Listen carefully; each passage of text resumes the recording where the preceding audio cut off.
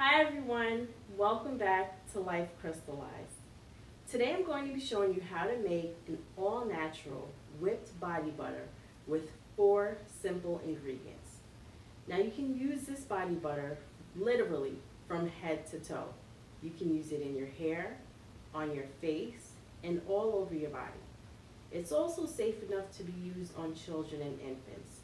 The one I'm making today is unscented, and that is really the best way to go if you're going to be using it on babies. But feel free to add whatever essential oils you want in moderation. Trust me, a little goes a long way with this stuff. So let's get started. Now to make this really rich, nourishing, and moisturizing body butter, you're going to need shea butter, cocoa butter, coconut oil, and castor oil. Now the cocoa butter comes in a block that's really solid, so I like to grate mine first so it melts easier. So I've got a pot of water on the stove. I'm going to go ahead and turn that on, and then I'm going to get started grating my cocoa butter.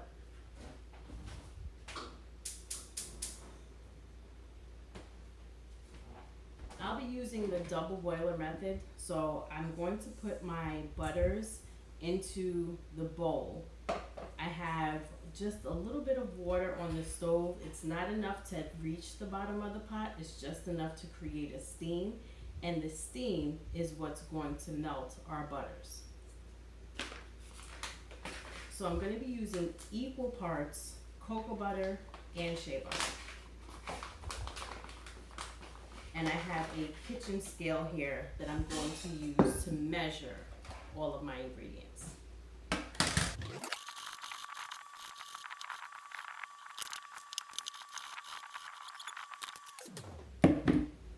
All right, so I'm going to go ahead and measure out my ingredients.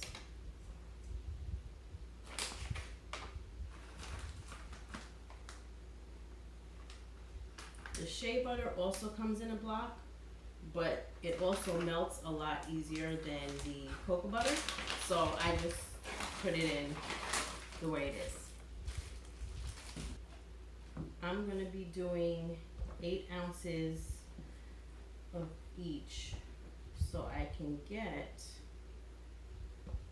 actually I'm going to do 16 ounces each because I'm doing a double batch. Okay, I've got my 16 ounces of shea butter. Now I'm going to add my cocoa butter. So this is our grated cocoa butter. I'm going to add that to the rest of my ingredients.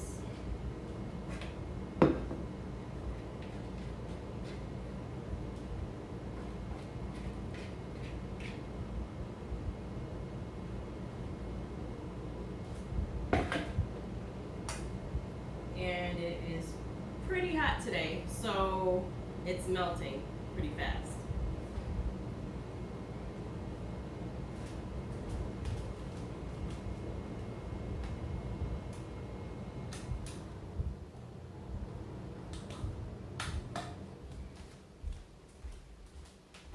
All right, so this is what our cocoa butter looks like after it is grated. I'm going to turn my scale back on.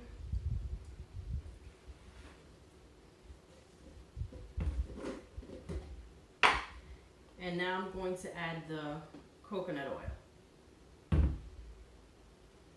Now I'm going to add a half a part of coconut oil.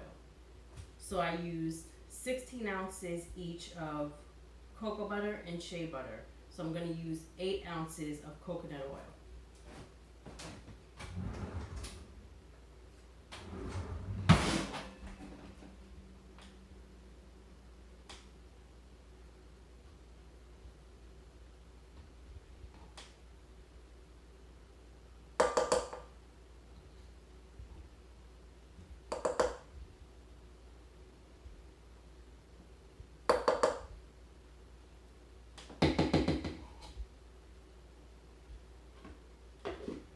we've got our 8 ounces of coconut oil. And I am going to use a quarter part of my oil. So that is going to be 4 ounces.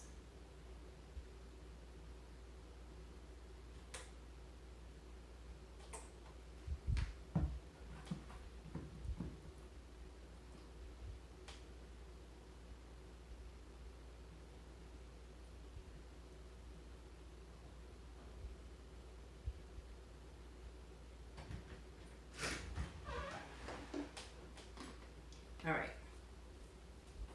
Now I'm going to bring this over to the stove.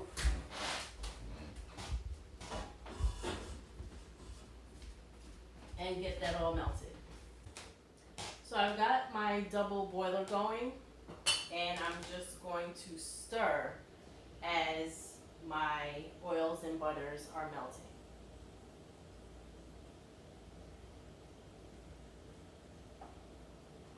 And I'm going to keep this here on the flame until everything is completely liquid. I don't want any solid chunks left in my butter. And I have this heat on medium high. So I've got a nice flame going, as you can see, and it's going to take a little while, but I'm just going to go ahead and stir and let this simmer until all of my chunks are completely melted out and I have a nice liquid. My mixture is completely liquid. There are no lumps, no solid chunks of any of my butters.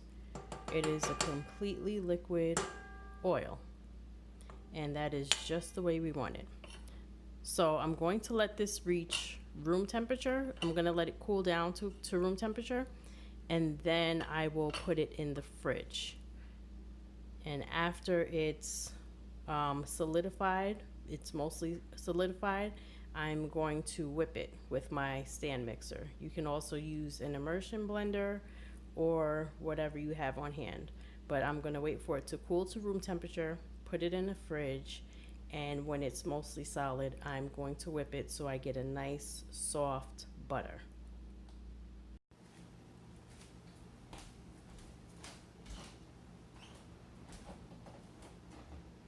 So I had my butter in the fridge, and it is semi-solid. So you can see that the top layer is solid, but if you kind of dig under, it's a lot softer, and it's moving there. That's the consistency that you want. So after I took it out the fridge, when the top layer was pretty much solid and the bottom was still soft and runny, I just left it out on the table overnight. So now it's solid through and through, but it's not too hard. If I left it in the fridge, it would have gotten too hard. So it's not so hard that it's not gonna whip, but everything is solid. So if you see, I can kind of just stick my whisk down in there. That's what you want. You want to be able to get your whisk down in there to whip. If I left it in the fridge too long, it would have been too hard and I wouldn't be able to whip it. My butter is firm through and through, so I'm going to go ahead and whip it into a nice fluffy consistency.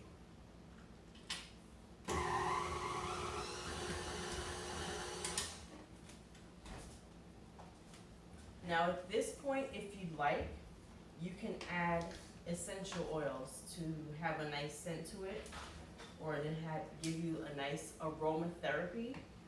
I don't have any oils right now, which my husband really prefers, so I'm just going to leave this unscented with no oils.